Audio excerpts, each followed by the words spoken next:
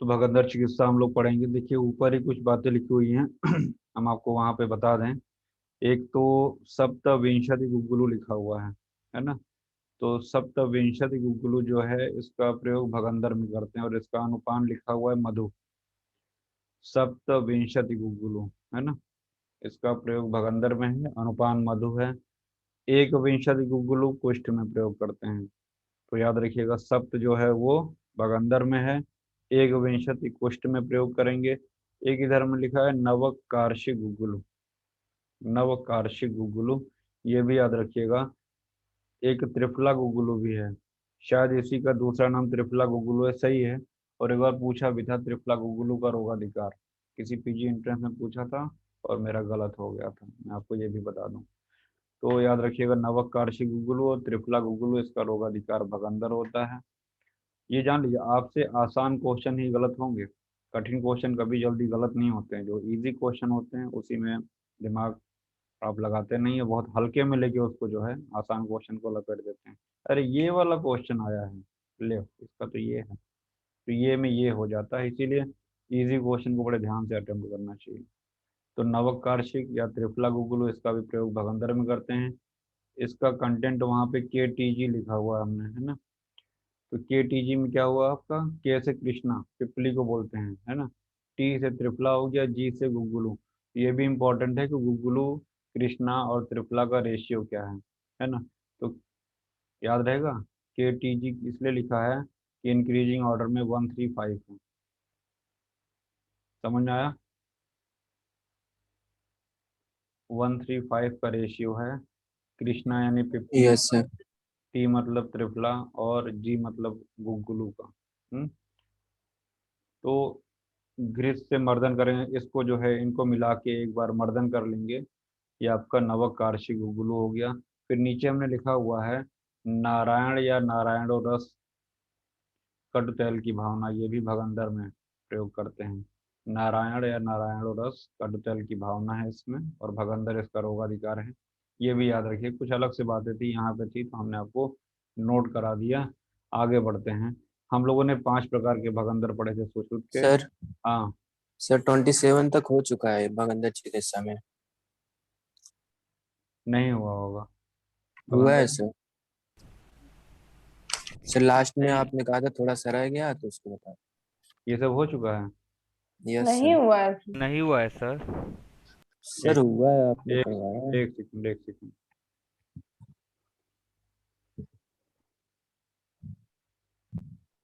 बता रहा हूँ।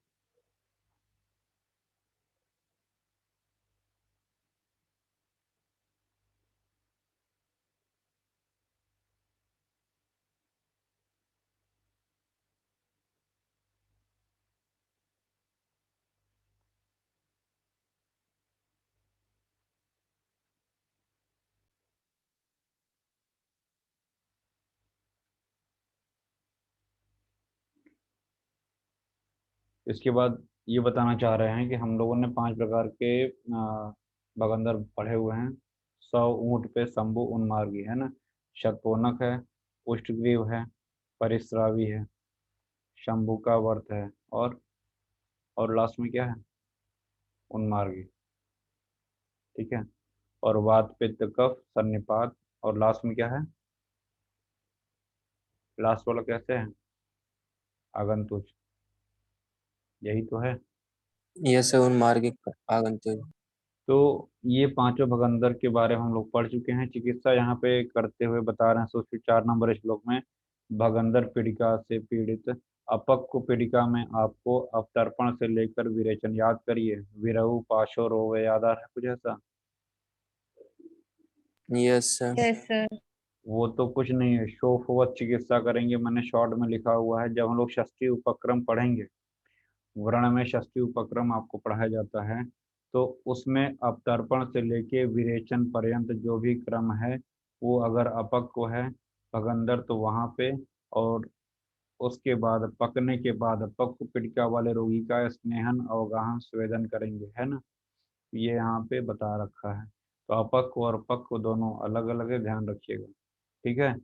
फिर अर्श चिकित्सा विधि की भांति रोगी को बांध कर प्राचीन अर्वाचीन भगंदर की परीक्षा करें, प्रोब से करेंगे, एचनी से, है ना। ये सारी बातें यहाँ पे लिखी गई हैं। और यहाँ पे लिखा हुआ है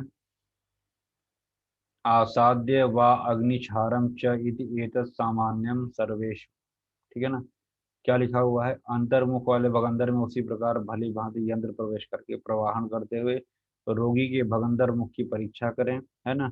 और सभी भगंदरों के लिए क्या चिकित्सा है, अग्नि या क्षार कर्म का प्रयोग।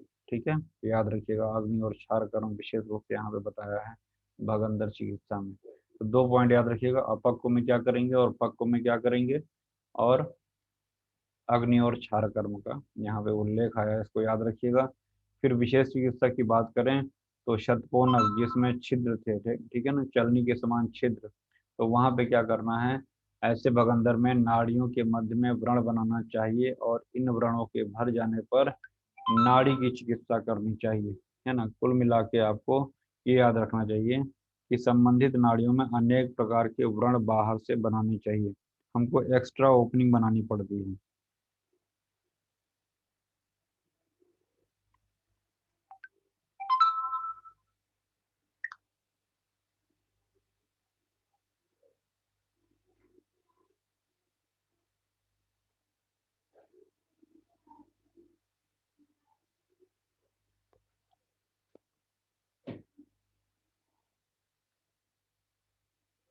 एक क्वेश्चन आया हुआ है कि किस भगंदर में व्रण को चौड़ा नहीं करना चाहिए। देखिए लिखा हुआ है ना, तस्मान विवृत कार्यो व्रण वस्तु। तस्मात न विवृत मतलब, विवृत मतलब फैलाना होता है, एक होता है समृद्ध सिकोड़ना, विवृत मतलब फैलाना। मतलब शतकोनक भगंदर में व्रण को चौड़ा नहीं करना चाहिए, बस इतना याद रखिए। ठीक है, एक्स्ट्रा ओपनिंग तो बनाएंगे लेकिन जो व्रण पहले से है उसको और चौड़ा नहीं करना है। ठीक है, तो यही पूछा गया है, मैंने क्वेश्चन लिखा हुआ है, तो याद रखिएगा शतकोणक भगंदर में चौड़ा नहीं करना। इससे भी याद रखिएगा कि चौड़ा कर देंगे तो चलनी जो है चौड़ी हो जाएगी, और यहाँ पे शतकोणक में छोटे छोटे छिद्र होते हैं, ये कॉन्सेप्ट याद रखिएगा यहाँ पे। इसके बाद देखिएगा अर्धलांगलक और लांगलक और सर्वतोभद्रक। ठीक है, ये कुछ शब्द आए हुए हैं यहाँ पे, इसके पहले इसके बारे में सुना है?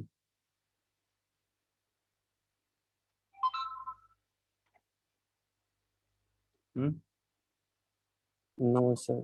नहीं सुना।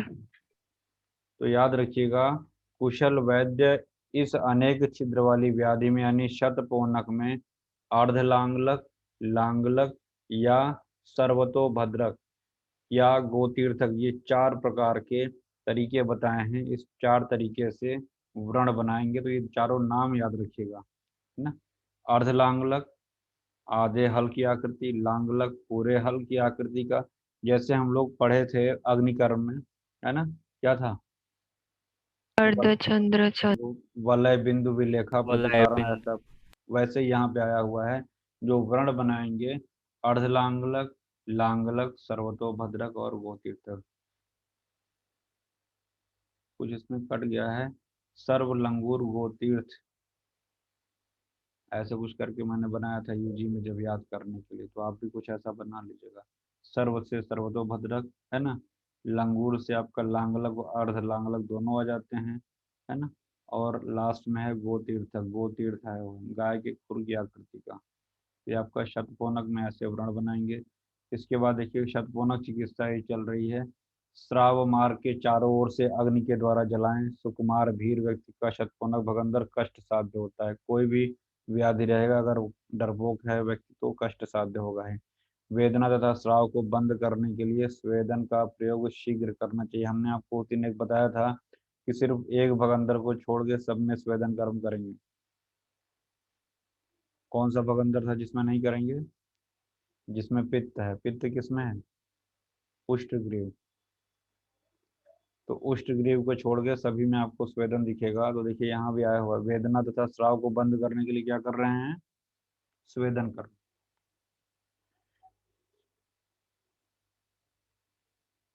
नाड़ी स्वेद के बारे में आया हुआ है, नाड़ी स्वेद करेंगे। शतपूर्णक के बाद अब कह रहे हैं ओष्ठग्रीव के बारे में, है ना। ओष्ठग्रीव भगंदर में क्या करेंगे, वही प्रोब जो होता है एषणी, है ना, उससे आपको व्रण में चीरा लगाकर क्षार कर्म करना है। लिखा है क्षार निपाते, दिख रहा होगा सबको। हम्म। Yes sir. और फिर इसके बाद सड़े हुए दुर्गंधी जो पूति मांस है उसको निकालने के लिए अग्निकर्म श्रेष्ठ नहीं होता है, ध्यान दीजिएगा। न पूजिता, दिख रहा है। Yes sir. ध्यान दीजिएगा, ये पूछा जाता है कि कौन से भगंदर में अग्निकर्म या स्वेदन नहीं करेंगे।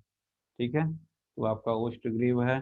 फिर इसके बाद भगंदर में तिल को पीस कर घृत मिला लेप करना चाहिए, उसमें पट्टी करेंगे, घृत से परिषेक करेंगे, और पट्टी इंपॉर्टेंट है तीसरे दिन तृतीय दिवसे, दिख रहा है। यस। और पित्त शामक चिकित्सा करेंगे, ठीक है ना, पित्त और दाह शामक चिकित्सा करेंगे। विशेष रूप से अग्निकर्म निषिद्ध है। तिल का लेप करेंगे, पट्टी तीसरे दिन खोलेंगे, क्षार कर्म है। इतने पॉइंट आप उष्टग्रीव में याद रखिए। देन इसके बाद है अगला परिस्रावी। परिस्रावी यानी कफज, ठीक है ना। तो अभी हम लोगों ने पढ़ा था लांगलक, अर्धलांगलक, गोतीर्थक और सर्वतोभद्र, किसमें पढ़ा था, शत। शतपोनक में, है ना। शतपोनक में 4 प्रकार से पढ़ा था। परिस्रावी में हमने यहाँ पे लिख रखा है, जिसको ना समझ में आए लिख लेना, चांद जैसी परी को खजूर, दिख रहा है सबको, ये लिखा हुआ है, चांद जैसी परी को खजूर, नहीं दिख रहा। दिख रहा सर। लिख लीजिए, अब बता रहे हैं क्या है। प्रोबिंग करते हुए खजूर के पत्ते की आकृति का अर्धचंद्राकार और चंद्राकार दोनों हैं, और सूची मुख, अवांग मुख चीरा लगाना है, ठीक है। तो चांद जैसी सूची परी भी कर सकते हैं उसको याद करने के लिए। चांद से चंद्रक, अर्धचंद्रक हो गया। परी से क्या हो गया, कोई बताएगा परी से, परिस्रावी भगंदर के लिए, परिसरावी। ठीक है। सूची से सूचीमुख, खजूर से खरजूर पत्र के समान, ठीक है। ये सारी बातें वहां पे आ गई हैं, याद रखिएगा इसको। और अवांग मुख भी है। तो ये आपका हो गया चीरा लगाने के बाद। उसके पहले देखिएगा अणु तैल का प्रयोग पहली लाइन में आपको दिख रहा होगा, दिख रहा है, अणु तैल का प्रयोग करेंगे।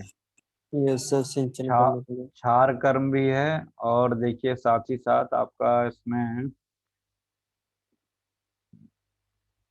गोमूत्र तथा क्षार युक्त उपनाह एवं प्रलेप करेंगे, और तीक्ष्ण विरेचन आएगा, और अग्निकर्म भी आया होगा, ठीक है।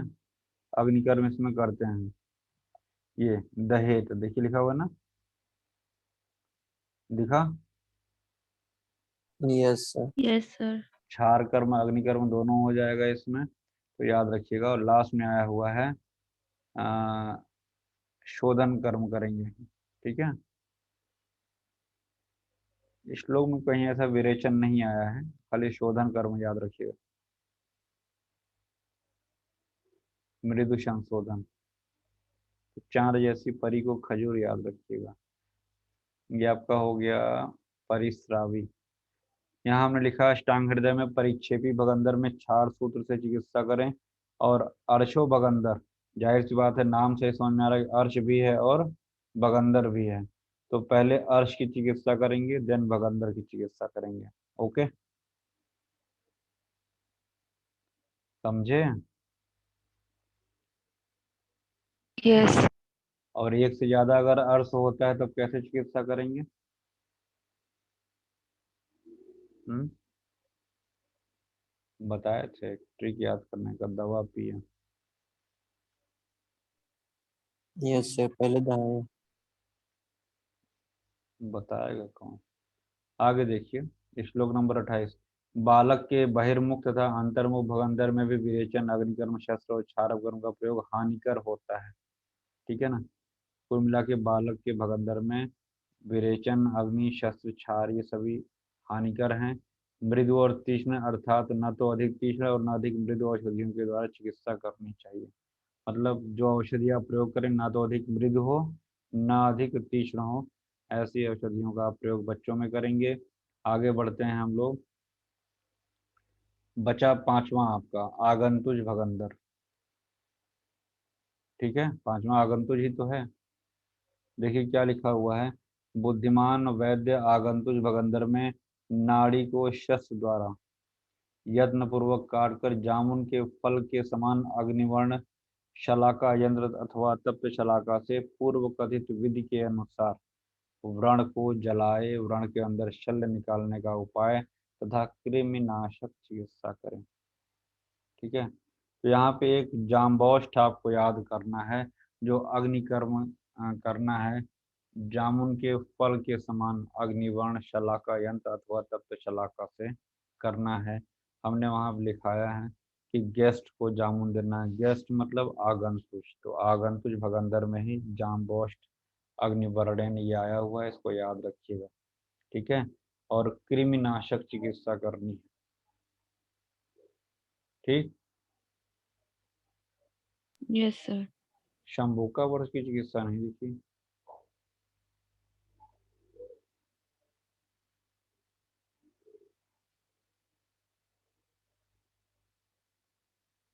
परिस्रावी हो गया। नीचे है। आगंतुज के बाद है क्या?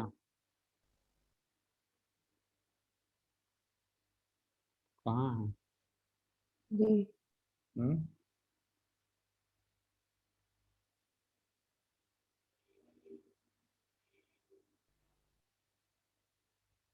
27, 28। चलो साध्य होता आवश्यकता नहीं दिया हो। शंभुक त्रिदोषा शंभुक लिखा है इसमें। हम्म, त्रिदोषजा शंभुक लिखा है 33 श्लोक में। उसकी चिकित्सा प्रथा असाध्य समाज त्याग दिया हुआ है। शंभू का व्रत को त्याग दिया है इन्होंने। याद रखिएगा, असाध्य समाज की जी सर। चिकित्सा बताई ही नहीं है। वही हमने लिखा है त्रिदोष शंभू। ठीक है, ये मैंने लिखा हुआ है। इसको वर्ज्य बता दिया, इसकी चिकित्सा नहीं बताई है।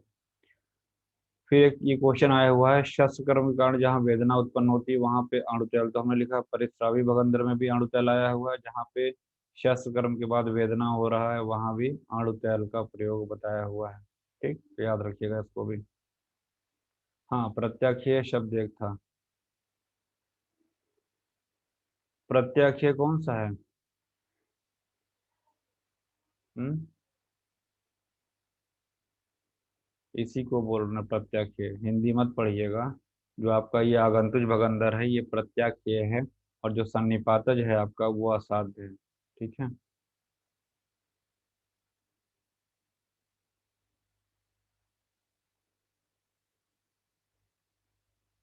न्यग्रोधादि गण के द्रव्य शोधन रोपण के लिए प्रयोग करते हैं, तो इसको भी याद रखिएगा। न्यग्रोध न्यू करने के लिए न्यग्रोधाद। जब भी शोधन रोपण करेंगे तो स्किन वहां पे कैसी हो जाती है, नया हो जाती है। तो वैसे भी याद रखिएगा, जो न्यग्रोधादि गण है वो क्या करेगा, शोधन और रोपण। तो न्यू करने के लिए न्यग्रोधादि गण, ऐसे मैंने याद कर रखा है इसको। और एक सबसे इम्पोर्टेंट है चंदन तेल या विस्चंदन तेल, दिख रहा होगा 51 नंबर श्लोक में। दिख रहा है? पूछा गया कई बार चंदन तेल या विस्चंदन तेल। तो रेफरेंस याद रखिएगा, भगंदर चिकित्सा में है। और शोधन और रोपण कर्म करता है, व्रण का शोधन और रोपण करेगा ये। फिर इसके बाद 53 नंबर श्लोक में देखिएगा, अर्धचंद्र के ओष्ठ को छिद्र से ऊपर पकड़कर अर्धचंद्राकार रूप में भगंदर के अंदर प्रवेश कराना है। कोई ऐसा खास नहीं है इसमें, लेकिन ध्यान दीजिएगा श्लोक नंबर 54 में व्यायाम, मैथुन, क्रोध, पृष्ठयान यानी यान की सवारी, ये सभी 1 वर्ष तक त्याग देना है भगंदर की चिकित्सा के बाद। ठीक है, परिहार काल जिसको बोलते हैं। ठीक है, नहीं समझे? 1 साल तक एक्सरसाइज, मैथुन, क्रोध, यस सर। पृष्ठयान, ये सभी सवारी वगैरह करना त्याग देंगे। हमने लिखा है अश्मरी और भगंदर में 1 वर्ष का परिहार काल। ठीक, मैथुन याद रखिएगा इस चीज को। बाकी चीजें हो चुकी हैं, अब हम लोग आगे बढ़ते हैं अगला। ठीक है, आज के लिए इतना ही यहाँ पे।